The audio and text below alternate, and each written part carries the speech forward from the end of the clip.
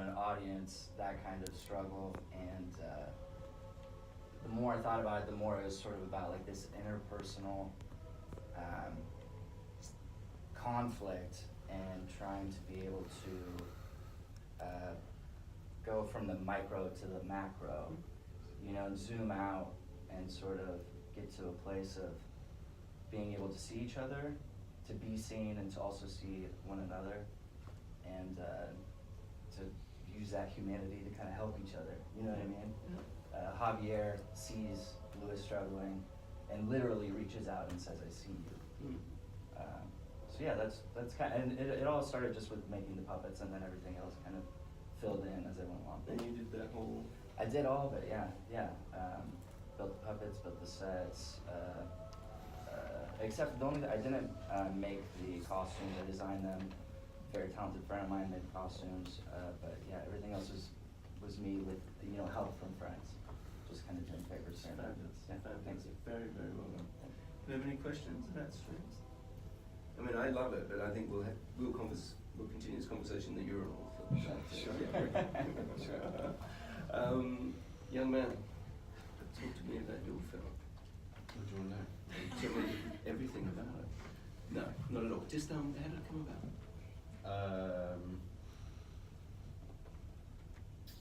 did it come about? I just wanted to make a film in Japan about monsters and sort of like a modern fairy tale, like a nightmare.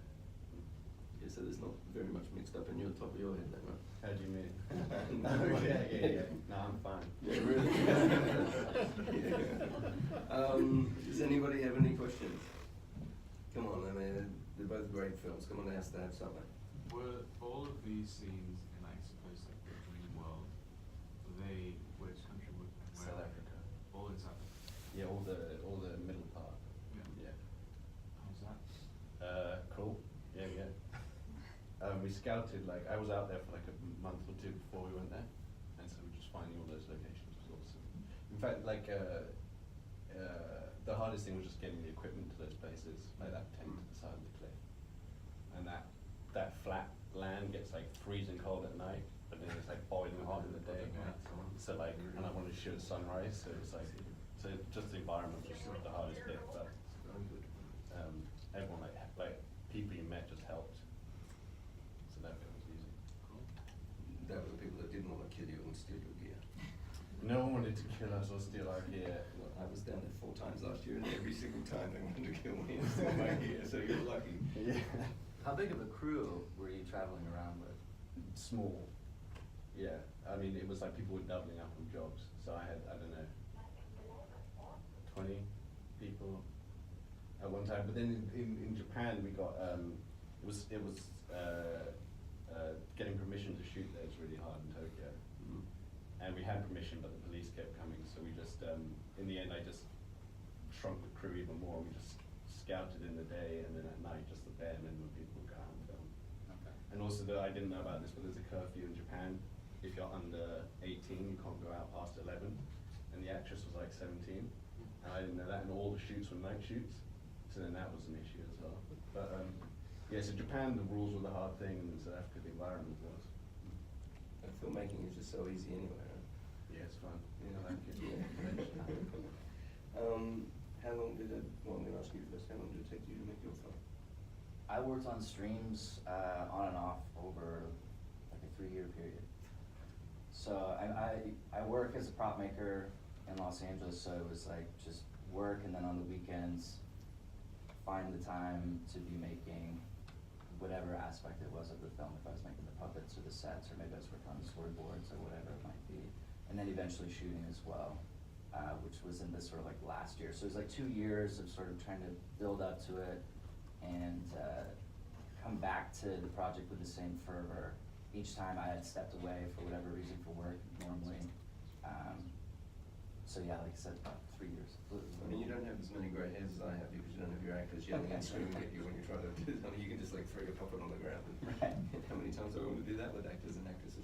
How long did it take you to make your film? I started writing it maybe like 6 years ago, and then but it was sort of shot in blocks because like we had to raise money for each section. So it took like probably 6 years and all, but like a lot of that was like raising money in between. It's nice to see them up on the big screen, huh? Yeah, this was the best screen I've seen it on so far. Yeah, good. I congratulate you. Oh no, God, another question. Caspar, Mhm. this is for you. Did you have the idea for the film all at once, or did it develop? Like, did you come up with that? Were you just like, here's the idea? Yeah, the idea came pretty much all at once, but then like working out how to tell it Yeah. took a long time, and I don't know if it's told in the best way, but that end scene in this hotel room, that was probably the first thing I wrote, and that was like that whole thing, and then it was like working out how to drip the information in like that. So it's sort of, but then like all the filming and editing, that was trying to get to that initial idea. It wasn't like I was like adding on stuff. Thank you so much for sitting all the way through. I genuinely appreciate you guys watching it. Good.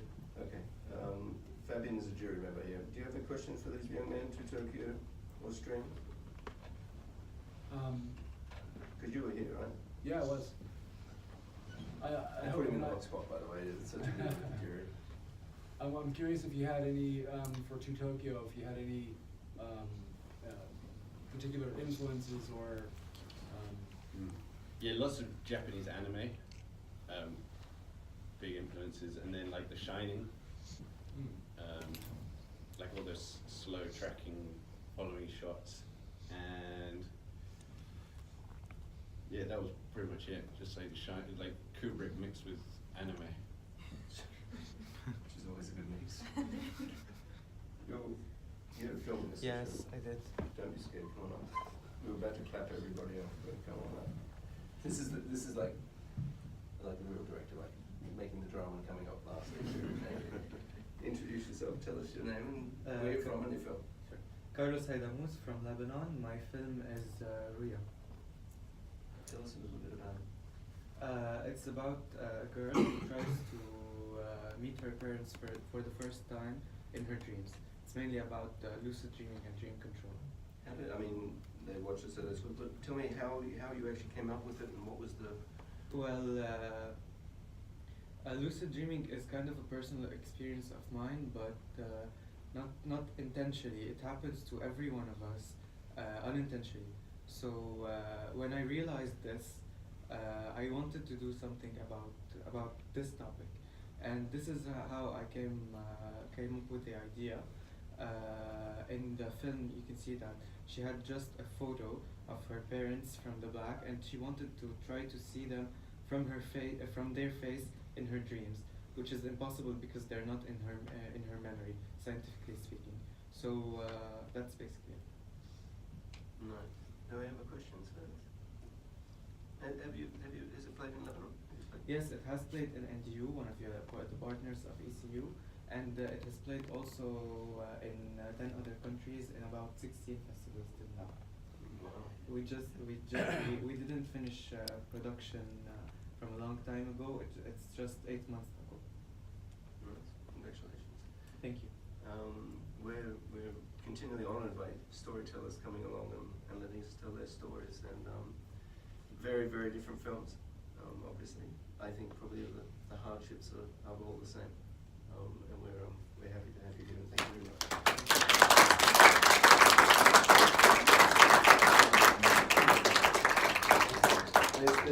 There's plenty more great films we watched over this weekend.